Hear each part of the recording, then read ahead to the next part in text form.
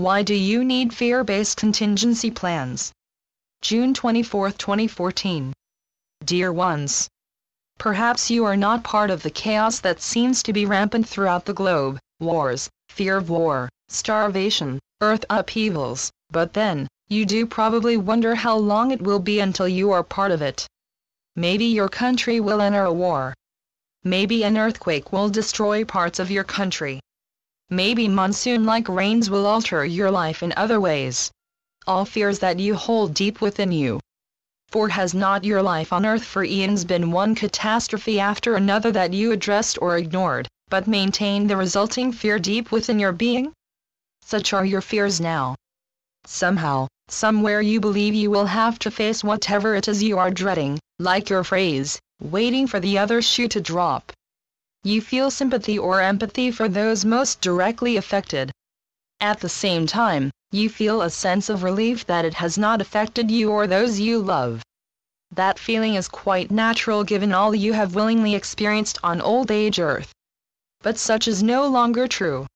This hidden global fear belief is perhaps the biggest transition of the next few days, from expecting to react to an unpleasant something, to knowing it does not matter.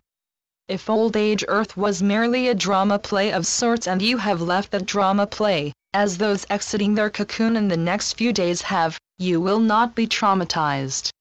Perhaps your house burns, an old age trauma and fear. In New Earth, that house will be replaced with a home more suited to the new you.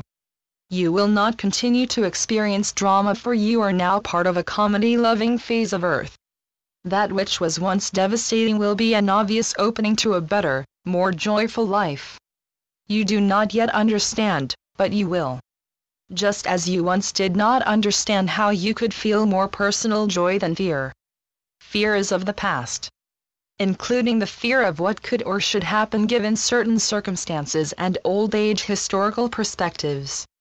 This time is somewhat similar to the shift in thought processes required once a castle with protective walls no longer ensured safety. Cannons and other technical inventions made such thoughts obsolete.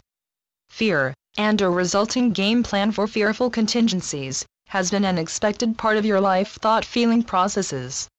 What would I do if an earthquake destroyed my community? What should I do if someone opens fire at a shopping mall?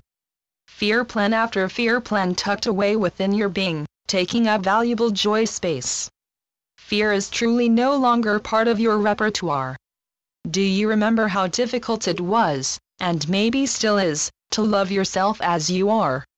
Hidden fears that you could be next in whatever negative drama you envision, are as outdated as your dislike of you.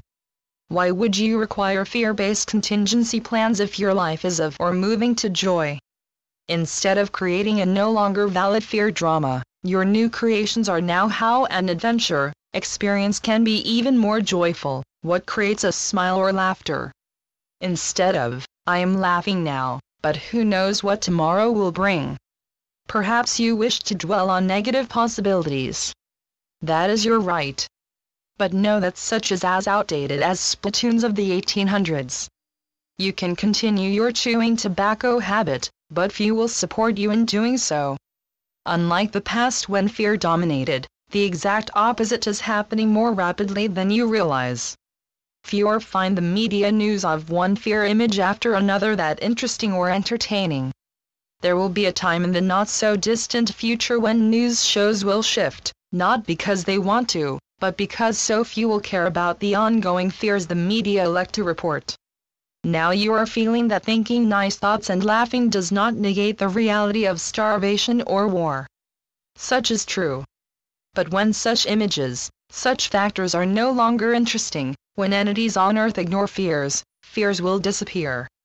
A bit like a reaction to many bullies. Bullies love to be engaged, to create fear. If such does not happen, they have little power and a great deal less interest for those following them. You have released your personal fears. Now release your global fears. This is not a promise that Earth will be a lovely playground tomorrow, but a plea for you to shift your attention from a global fear-based mode to joy, and other Earth entities will do the same. This transition is not for a limited few, but a global, Universal shift from a world permeated with fear to a new earth of joy. Your overall role is to introduce that joy to your life so your beacon shines for all. A light shining in any area of darkness negates the darkness.